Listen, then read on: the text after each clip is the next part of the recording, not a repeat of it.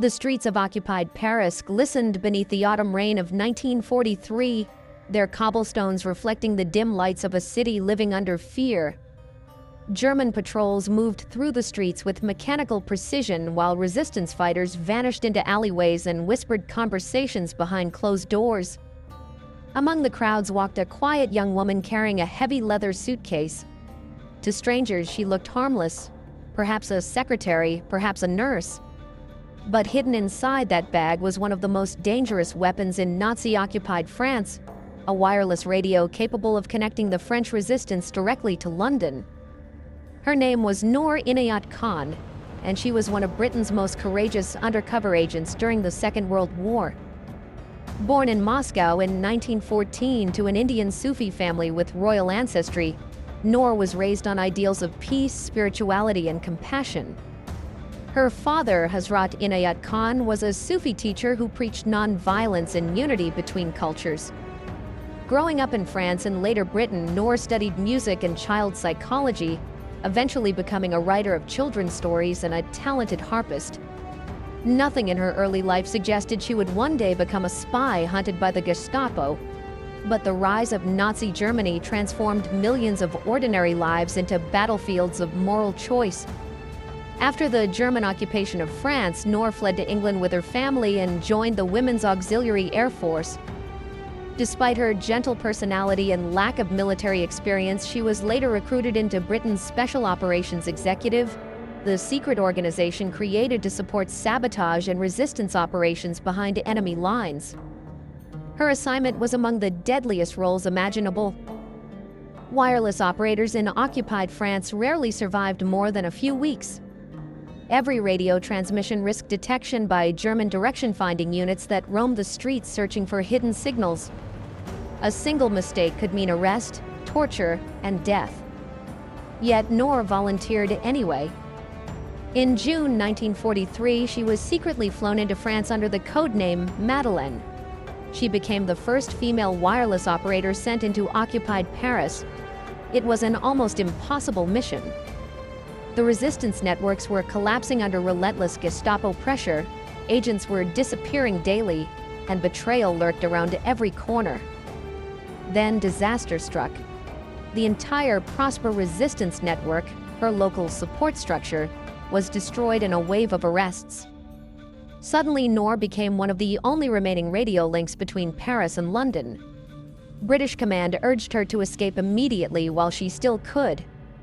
Returning home would have been understandable. Few would have blamed her, but Noor refused.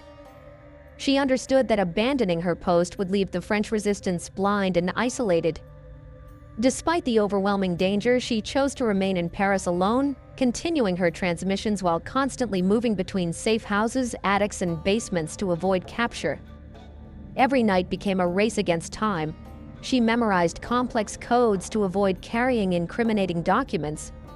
She disguised herself among ordinary civilians while German agents hunted her relentlessly across the city. In cramped rooms lit only by candlelight, she tapped urgent Morse code messages into her radio, each transmission lasting only minutes before she had to vanish again into the shadows. Her life became an existence built entirely on tension and silence. One mistake, one betrayal, one delayed escape, that was all it would take. And eventually, betrayal came. In October 1943, Noor Inayat Khan was betrayed by a French collaborator who revealed her location to the Gestapo. German officers stormed her safe house expecting an easy arrest. Instead, they encountered fierce resistance. Noor fought violently during the capture attempt, struggling so intensely that her captors later described her as extremely dangerous despite her small frame and calm appearance.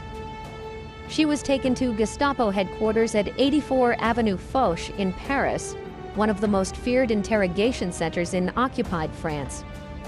There, the Germans discovered notebooks containing coded messages and realized they had captured a highly valuable Allied operator.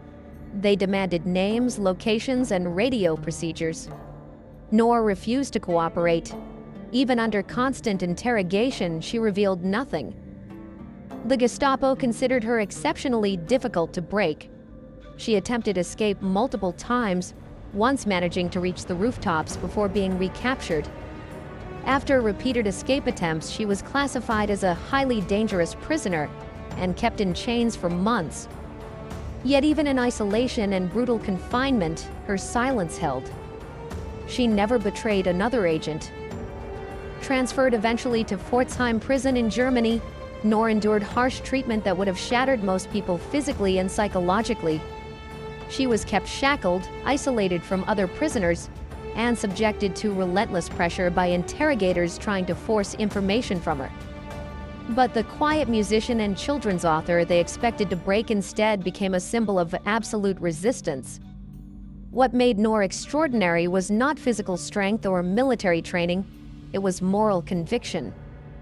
She believed that freedom demanded sacrifice and that protecting others mattered more than preserving herself. In a world consumed by fear, she refused to surrender her conscience. In September 1944, Noor was transferred to the Dachau concentration camp alongside other captured female agents. By then, Nazi Germany was collapsing, but its machinery of violence continued operating with brutal efficiency. On the morning of her execution, witnesses later recalled that Noor remained calm and composed despite the terror surrounding her. Her final word was reported to be liberté, freedom, not as a cry for rescue, not as a plea for mercy, but as a declaration of what she had chosen to die for. She was executed at only 30 years old. After the war, Noor Inayat Khan was posthumously awarded the George Cross by Britain and the Croix de Guerre by France for extraordinary bravery. Yet her story remains remarkable not simply because she was a spy, but because of the contradiction she embodied. A gentle pacifist raised on spiritual teachings became one of the most courageous resistance fighters of the Second World War. She proved that courage does not always look loud or aggressive. Sometimes it appears as quiet endurance. Sometimes it looks like a woman alone in a dark attic transmitting messages while enemy patrols close in outside. Sometimes it is the refusal to betray others even when faced with unimaginable suffering. In the darkest chapter of modern history, Noor Inayat Khan stood as proof that conscience can survive even where humanity seems lost.